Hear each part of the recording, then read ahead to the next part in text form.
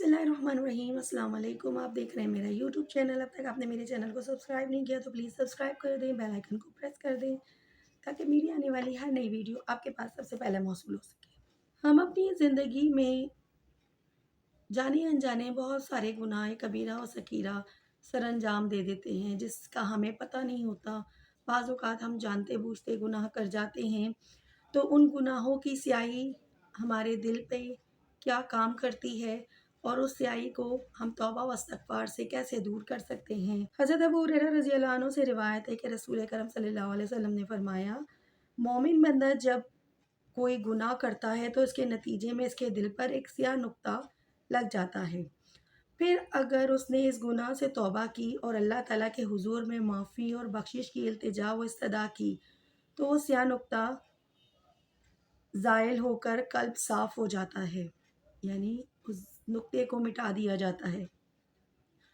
اور اگر اس نے گناہ کے بعد توبہ و استغفار کے بجائے مزید گناہ کیے اور گناہوں کی وادی میں قدم بڑھائے تو اس کے دل کی وہ سیاہی اور بڑھ جاتی ہے، یہاں تک کہ قلب پر چھا جاتی ہے۔ آپ صلی اللہ علیہ وسلم نے فرمایا، یہی وہ زنگ اور سیاہی ہے جس کا اللہ تعالیٰ نے قرآن مجید میں ذکر فرمایا ہے۔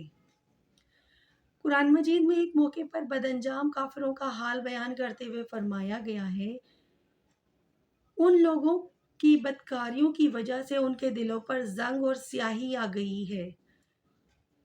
رسول اکرم صلی اللہ علیہ وسلم کی مندرجہ بالا حدیث سے معلوم ہوا کہ گناہوں اور بدکرداریوں کی وجہ سے صرف کافروں کے ہی دل سیاہ نہیں ہوتے بلکہ مسلمان بھی جب گناہ کرتا ہے تو اس کے دل میں گناہ کی نحوست سے ظلمت پیدا ہوتی ہے، لیکن اگر وہ سچے دل سے توبہ و استغفار کر لے تو یہ سیاہی اور ظلمت ختم ہو جاتی ہے اور دل حسب سابق صاف اور نورانی ہو جاتا ہے۔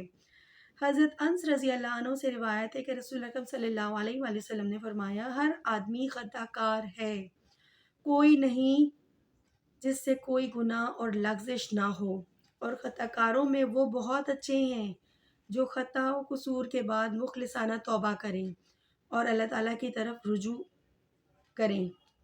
جامع ترمذی، سنن ابن ماجہ۔ حضرت عبداللہ بن مسعود رضی اللہ عنہ سے روایت ہے کہ نبی کریم صلی اللہ علیہ وآلہ وسلم نے فرمایا، گناہ سے توبہ کر لینے والا گنہگار بندہ بالکل اس بندے کی طرح ہے جس سے گناہ کیا ہی نہ گیا ہو۔ سنن ابن ماجہ۔ مطلب یہ ہے کہ سچی توبہ کے بعد گناہ کا کوئی اثر اور داغ دھبا باقی نہیں رہتا، اور بعض روایت میں ہے، آدمی گناہوں سے توبہ کے بعد ایسے بے گناہ ہو جاتا ہے جیسے کہ وہ اپنی پیدائش کے وقت بے گناہ تھا۔ اور وہ احادیث انشاءاللہ آگے درج ہوں گی جن سے معلوم ہوگا کہ توبہ کا نتیجہ صرف اتنا ہی نہیں ہوتا کہ گناہ صاف ہو جائیں بلکہ معصیات کی ظلمت اور سیاہی کے دبے مٹا دیے جائیں۔